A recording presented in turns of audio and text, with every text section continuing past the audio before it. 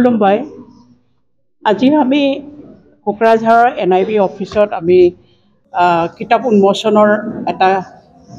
programme লৈছোঁ আৰু এইটো প্ৰগ্ৰাম আমি বড়ো উইমেন ৰাইটাৰ এছ'চিয়েশ্যনে আমি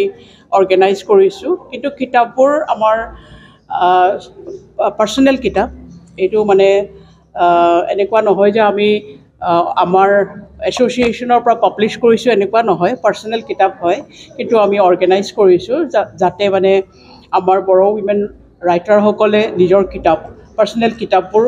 একেলগে আমি একেটা মঞ্চতে আমি উন্মোচন কৰিব পাৰোঁ কিয়নো আমি দেখিছোঁ যে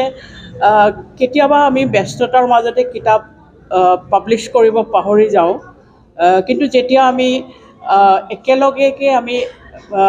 কামটো হাতত লওঁ তেতিয়াহ'লে ইনস্পায়াৰ হৈ পেলাই চবেই মানে কিতাপখন মানে উলিয়াবলৈ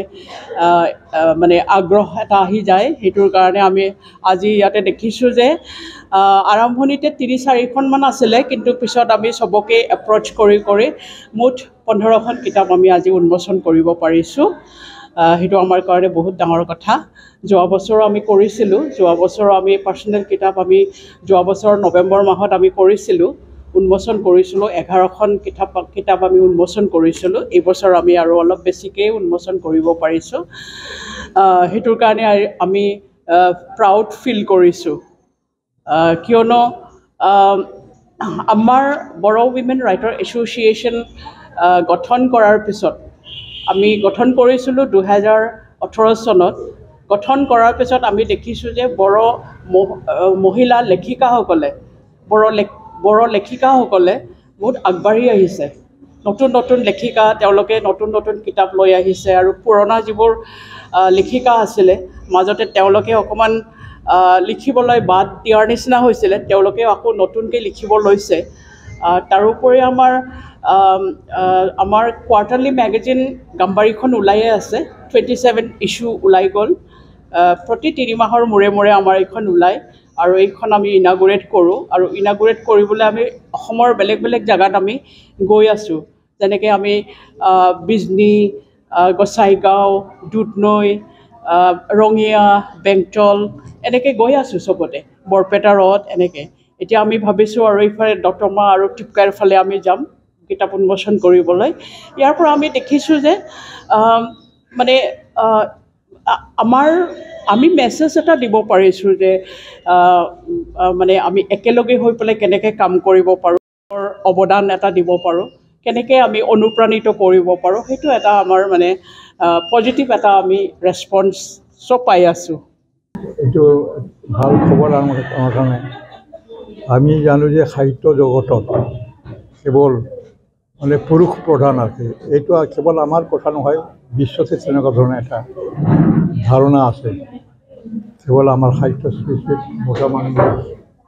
তেওঁলোকে লিখে তেওঁলোকে প্ৰাধান্য বিস্তাৰ কৰে তেওঁলোকৰ ভাৱধাৰাবিলাক প্ৰচাৰ কৰে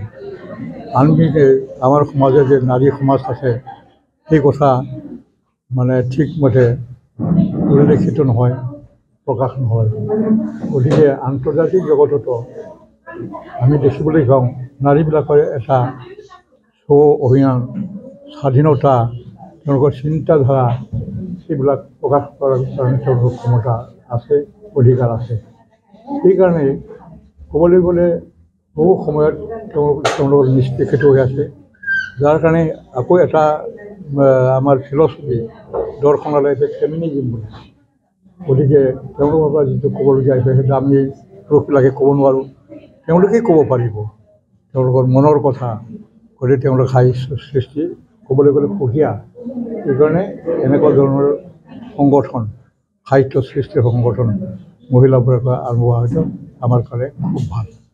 লাহে দিমাগ কুচিত হ'ব আৰু ভালকৈ হ'ব খুব কামটো চলি আছে মানে জনসমাগম যথেষ্ট হ'ব যে আমাক আশা কৰি আমি চবকে অনুৰোধ কৰিছোঁ যে কোন থাকিব অতিথি আমাৰতো প্ৰগ্ৰাম মতে আমাৰ 10খন দেশৰ যিবিলাক আমাৰ কি আছে এম্বেচেডাৰ আছে তেওঁলোকে আহি ভিজিট কৰিব আৰু এম্বেচেডাৰবিলাক